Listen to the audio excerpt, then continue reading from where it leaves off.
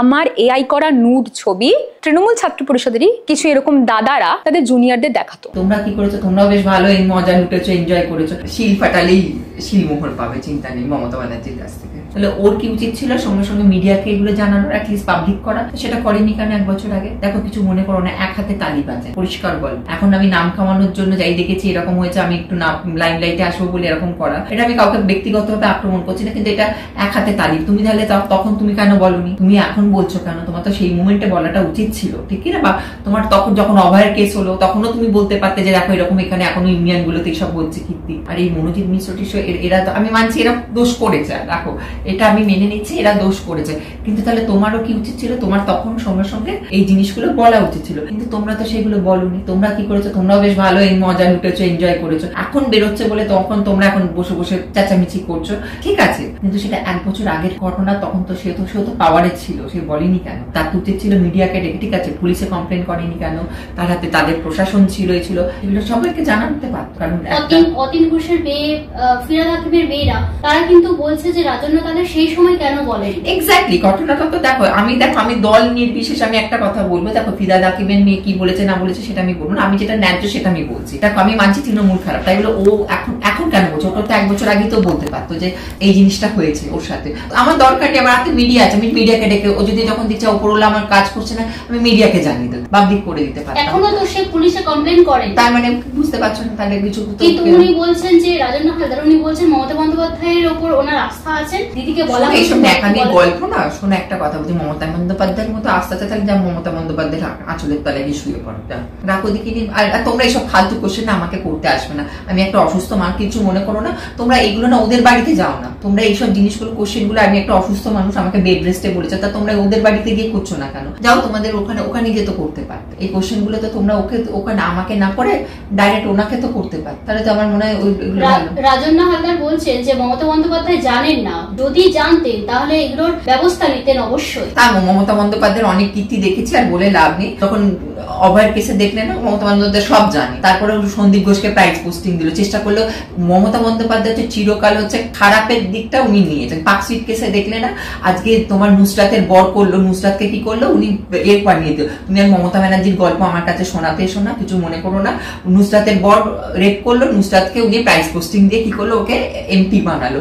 তারপর নুসরাত কি করলো, সব একটা যা চব্য দেখালো, সবাইকে চমক দেখালো, নুসরাতের ঝলক সবাই দেখেছে।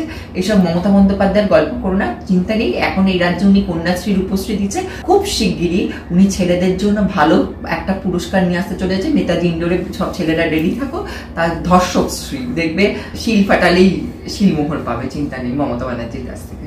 নমস্কার, আমি ভাগ্যশ্রী। এই মুহূর্তে আমার সঙ্গে রয়েছেন ভাইরাল সুচিত্রাদি। সেই সুচিত্রাদি, যে সুচিত্রাদি আরজিকরের সময় প্রতিবাদে মুখর হয়েছিলেন। আরজিকর ঘটনার পর আবারও কলকাতার বুকে কসবা ল কলেজে যে ঘটনাটি ঘটেছে, সে একই রকম ঘটনা ঘটেছে। এই সম্পর্কে সুচিত্রাদির কি মন্তব্য, আমরা তা জানতে এসেছি। দীর্ঘদিন উনি অসুস্থ ছিলেন, তাই এতদিন আমাদেরকে বাইট উনি দেননি। আজকে আমরা চলে এসেছি সুচিত্রাদির বাড়িতে, দেখি সুচিত্রাদি কি বলেন। দেখো, তোমরা সবাই জানো আমি দীর্ঘদিন অলরেডি কলকাতার বাইরে ছিলাম। আমি দিল্লিতে প্রায় 12 দিনের উপর আমি আইসিইউতে ভর্তি ছিলাম। আমার বড় 11.5 ঘন্টার উপর আমি অজ্ঞান। আমার বড় 2টো সার্জারি হয়েছে। তা আমি সেই ক্ষেত্রে আমার খুব আমি শারীরিক অসুস্থতার জন্য আমি কোথাও, এখন আমাকে ডক্টর বলেছে বেড রেস্টে থাকতে, আমি এখনো বেড রেস্টেই রয়েছি। দেখো, আজকে তুমি যে প্রতিবাদের কথা বলছো, দেখো আমার এত অসুস্থতা সত্ত্বেও আমি একটা কথাই বলবো যে আমরা যখন প্রতিবাদ করেছিলাম তখন কি হলো, এই তৃণমূল সমর্থকরা এবং যারা সরকার পক্ষ, তারা আমাদের নামে দাগিয়েছিল, বলেছিল আমরা নাকি বাংলার মুখ্যমন্ত্রীকে কালিমালিপ্ত করেছি, বাংলাকে নাকি সমস্ত রাজ্যের কাছে, দেশের কাছে নাকি ছোট করেছিলাম। আজকে একটা জলজান্ত মেয়েকে মেরে দিলি তোরা, তার এভিডেন্সটাকে তোরা ট্যাম্পারিং করে দিলি, তাকে রাত্রেবেলা ময়না তদন্ত করলি, মেয়েটা যাতে বিচার না পায় তার জন্য তোরা সর্বোত্তভাবে তোরা কি করলে, বদ্ধপরিকর হয়ে তোরা অটল থাকলি। তাই সেখানে এবং সন্দীপ ঘোষকে প্রাইজ পোস্টিং দিল, যারা ধর্ষক তাদেরকে হাজারভাবে বাঁচানোর চেষ্টা করলো। তা এত কিছু করার পর আজকে মেয়েটা বিচারও পেল না।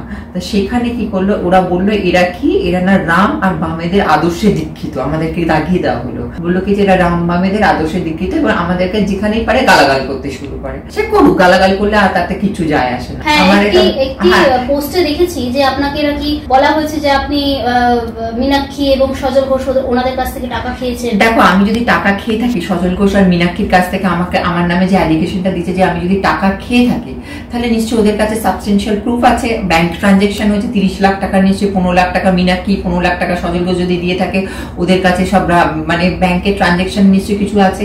আমার বাড়িতে ইডি, পুলিশ, সিবিআই পাঠাতে পারতো তো।